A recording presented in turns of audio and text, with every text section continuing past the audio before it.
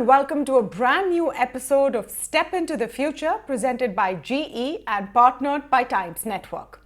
To reach net zero emissions by 2030, the Indian government requires help from global market leaders in the renewable sector, and this is where GE is helping India to reach its renewable energy targets faster. With this backdrop, today I'm conducting a special discussion with experts on renewable energy with a focus on solar and wind. Allow me to introduce my speakers today. I will be speaking with Dr. Suma MN, Technology Manager, Electrical Systems at GE Research, Ajay Mishra, Director General, Renewable Energy Society of India, and Tulsi Tanti, Chairman, CII Renewable Energy Council and Chairman, Suzlon Energy. I will also be getting the views of Samir Gupta, Chairman, CII, National Committee of Atmanirbhar Bharat for Renewable Energy, Manufacturing, and Chairman and Managing Director, Jackson Group. Welcome to all of you. Now, Dr. Suma, please tell us what are GE's hybrid solutions and what has been the progress and result by incorporating this technology in India. Thank you, Tamanna, for this opportunity. So, in GE, we believe that adoption of hybrid system is key to meet the 2070 carbon emission goals. Hybrid system is nothing but combination of energy resources to produce the power. So, GE has been developing innovative technologies for hybrid system as well as innovative solutions. For example, we have developed a technology called hybrid optimizer for hybrid system, which has a supervisory control to control and optimize different energy sources like wind, solar, storage and gas power. It has a hybrid system optimizer which determines the set point for each of these energy sources so that we can meet the use case requirements such as energy shifting, load following and power firming. It also has a controller which helps the hybrid system to meet the stringent grid code requirement. In summary, this hybrid optimizer is helping us to select the right mix of energy sources so that there is energy security, affordable, reliable power all at an optimal cost and providing outcome for our customers and helping to unlock the revenue streams. Now, if you look at the energy sources like wind and solar, they are variable in nature. To reduce the variability, we have come up with a hybrid solution by mixing wind with battery or solar with battery, which is helping us to play in the ancillary markets like frequency response services and helping our customers to unlock the revenue and maximize the outcome. Another example of a hybrid solution that GE has developed is basically leveraging the power of hydro. So, hydro has the flexible generation capacity. It also has hydro pump storage, also has the ability to store with up to 12 hours. So, a mix of hydro and solar can improve the flexibility at a time when the grid needs it. So, if you look at the Indian scenario, there are different states, especially in the coastal region like Gujarat, Andhra Pradesh, Tamil Nadu, where we have energy sources like wind and solar in abundance, and wind blows in the evening, night, and so sun shines in the afternoon. If we are able to combine these two energy sources in the same wind farm, we can actually reduce the capex because now the entire electrical infrastructure and balance of plant can be effectively utilized by both wind and solar energy sources. And since the maintenance and operation cost is shared by both wind and solar, we can reduce the OPEX as well. With this solution, we are able to reduce the CAPEX up to 15% and operational expenditure up to 40%.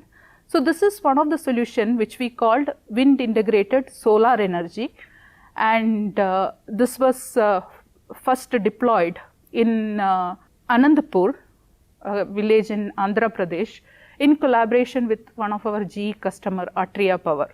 How is GE planning to address round-the-clock power requirements and decarbonization goals to ensure firm and flexible power? So, Tamanna, today if you look at the carbon emission, 41% of the carbon emission comes from the power generation industry. And one of the key contributor to those carbon emissions is coal, power generation through coal. And if we can replace the coal and reduce the carbon emission, then we would be able to achieve the climate goal. But this is a very challenging goal. If we can replace the coal with the gas power, then carbon emissions can reduce 50 to 60%. And now think about the complementary nature of renewable and gas power. Renewable is a limitless energy, it is variable in nature, it is carbon free generation of power, but it also has dispatchability issues because of its variability. And for some peak load demands, we can integrate with the battery to make it affordable and dispatchable.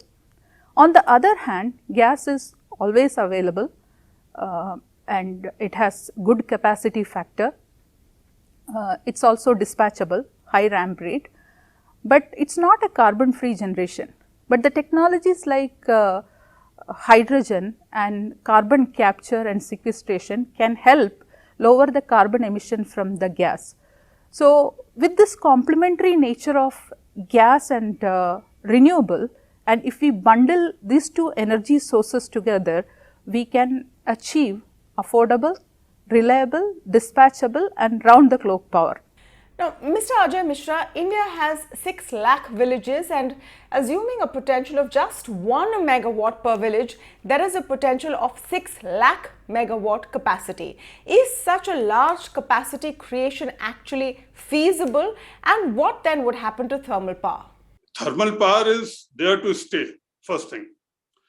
We cannot wish it away in next 10 to 20 years. I understand the environmental effects, but then the technologies are coming which are minimizing, lowering the environment effect of the thermal energy or thermal energy generation. Why I say this is because storage has to develop to a level where it is 24/7 reliable, and that takes time in our context. Till that time, what is the option we have? And if I can tell, some of the state governments are not that enthusiastic about going for renewable energy because they have huge thermal energy generation capacity and they don't know what to do. Or there are projects in the development where substantive funds have been already spent and they cannot come back. So next 10 to 15 years, definitely thermal energy, whatever it is, has to stay. That's my first starting point. Dr. Suma, what future outlook has GE devised to make India reach its net zero emissions faster? GE is uniquely positioned to lead the energy transition because of its scale, breadth and depth of technologies. We have suite of technologies and products like wind, solar, hybrid, battery, hydro and grid solution, and also digital technologies which can help us to accelerate in the energy transition. GE is also investing in technologies like carbon capture and sequestration, green hydrogen generation and new technologies which are required to ensure the grid stability, DERs, distributed energy resources. So, some of the technologies which are required for the future grid, and all these technologies, even though they are developed for a global market, they are very relevant for India region as well. When it comes to the how government can sort of help in this energy transition journey, I am looking at from 3 ways. One is technology investment, second is policy, third is partnership.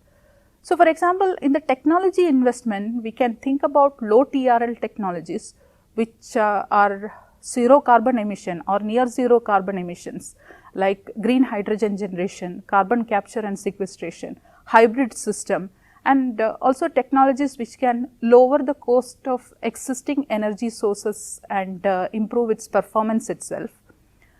When it comes to policies, advocacy of policies like renewable generation and utilization, hydrogen, and also policies which enable round the clock power requirements like mix of renewable and non-renewable to meet the decarbonization goals, and partnership of university, industry and academia to accelerate technology development of some of these low TRL technologies.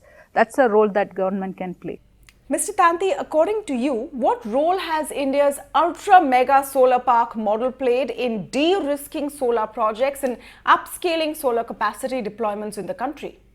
India has already built 110 gigawatt and very good momentum in the installation of the renewable energy, particular wind and solar, because the cost of energy is very, very affordable now situation. It's a sub 3 rupees. And the way that the certain the development and large scale projects, the potentiality which is in India is emerging, there is a good possibilities to reach 500 gigawatt by 2030, because the energy requirement is increasing in a different segment. Like more and more going forward, the electrical vehicle will start playing role. So there is a need of energy will increase on that segment. Another is the data centers, another requirement is changing. The third is most important is hydrogen fuel productions, where the huge capital investment will flow in the renewable energy space to do this. But we have to understand ultimately the game of the business and game of the technology is how we can bring the low carbon economy in the country, but at the same time it should be affordable energy. I think that is most important. But once we are going in a renewable energy space, there is a lot of confusion is there. We have to understand in the right spirit, renewable energy can able to add a lot of capacity and dependency on the oil or coal, we can able to reduce very fast, and that is nothing but energy transitions. When we are talking about this hybrid, the solutions is an extremely important part is there. Like we as a Suzlon, we have developed the technology which is called system design, integration of the energy source, because we cannot able to afford much more on a storage and other areas, because it's a very high capital intensive solutions. When we are going in a gigawatt size of the scale of the things, and same time our industries or our segment need a RTC. So we have developed the integrated technology solutions which can able to give a wind and solar standalone hybrid 65% PLF. If you see the most of the coal-based power plant is running between 60 to 70%. So that is a more or aligned thing. It's a required more digital system integration by forecasting and integrating two different energy source, not in the one state, but different state, and how we can leverage the PGCIL infrastructure integrating in such a manner so that we can able to give the industry 65% things. But it is an economics approach is there rather than going on a straight away the basic RTC solutions. So if we 20%, suppose if we require 100 megawatt power, we can build 120 the renewables, and that we can feed into the PGCIL systems. 20% certain access area we can sell in open market, and 80% straight away goes to industries. By doing that, we can able to reach up to 70% PLF to the industries. The third option is a very good is there without any storage solution, say hydrogen productions. The hydrogen production system designs we have developed up to 80%. Means whatever energy you produce from wind and solar solutions, and if someone wants to run the electrolyzer, which is a big application and big energy demand going forward, it will give a 80% PLF solutions without the battery storage. So this is the combinations. Once we come out, we can leverage and unlock the renewable energy potentiality into the systems. And that is a great opportunity to achieve our objectives of the low cost of energy, carbon free, and the same time, we can achieve our 2023 to 2030 500 gigawatt objectives. Let me come to you, Mr. Gupta. Given the success attained in solar generation, what role can reverse auctions play in making tariffs highly competitive in wind and power sector as well? Thank you again. And, to my mind, to my experience of last 5 years, what we are seeing in solar industry, this reverse bidding has brought down the tariffs, but it has got its own pros and cons. Clearly, pros are transparency, increased cutthroat competition, I would say. But having said this, while tariffs are coming down, I think cons outweighs the pros. That's what I would think. The cons clearly are, viability of equipment manufacturers in the entire value chain, because everybody comes under pressure of pricing. Secondly, viability of the project itself. These are all long-term projects. That's what we need to keep in mind. Thirdly, in the process, because prices are so competitive, it might impact the quality and hence the life of the project. And finally, there could be risk of projects not getting finished, thus impacting the financial institutions who are financing the projects. So clearly cons are more than the pros. I think it's good to, this is leading to fair competition, to a healthy competition, which is good. But then at the same time, this reminds me of two quotes of our Harvard professor. One, he said, make decent money decently. And secondly, he said, a good negotiation should result in value creation, not value destruction. I think the competition has become so cutthroat that the value is getting destroyed, which is a concern. At least my view would be that the entire system should shift to, L1 bidding system, which is the best practice being followed by the entire developed world. That's my view about reverse bidding. Mr. Mishra, to ensure continuous round-the-clock supply of electricity, how can wind turbines be used as an alternate form of generating electricity? Wind turbines are definitely complementary to a large extent for the solar energy. But then we need something more beyond the wind and solar put together, which is storage. In the storage, the lithium ion has limitations. The raw material is available only in 3 to 4 countries presently. We have not developed that kind of a capacity, or to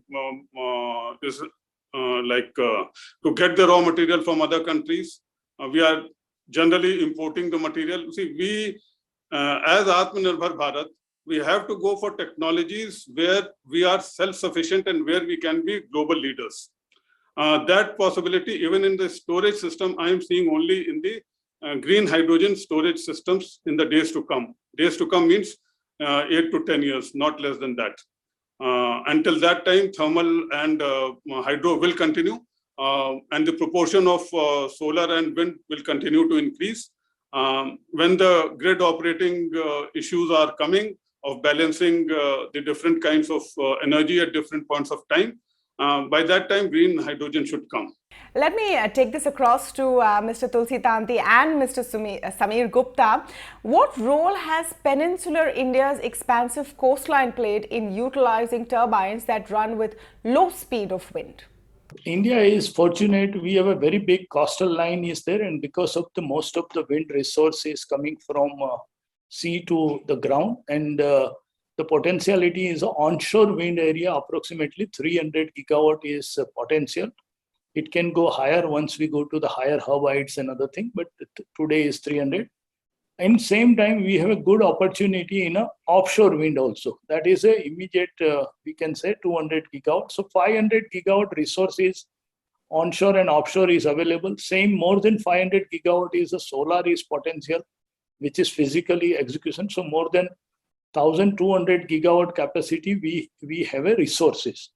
When we are talking about the coastal line, the wind and coastal line, the wind turbine, which is mostly India is using a low wind side turbine. And that low wind side turbine, we can able to use on a coastal side also. There is no issue because design in such a way. The coastal side, we require a lower tower height. And when we go inner and inner, we go higher and higher tower height. but the turbine remain the same product. And because of that, we can maintain the, irrespective of the lower wind, the higher PLF situations. So that is the technology combinations on a coastal line also useful is there. And cost of energy from the wind and solar is, I think, more or is a competing situation. If we really produce solar in India, then it's a at par situation. If we import, then maybe a little bit the cheaper solution. But disadvantage when we see, we have to leverage both the solar in the to compete the coal rather than competing wind and solar, because morning 9 o'clock to evening 6 o'clock is our the low peak period, and morning 6 to 9 and evening 6 to night 10 is our peak time is there. The peak time is almost 70% energy is coming from the wind, and where the solar in his period is coming 40%.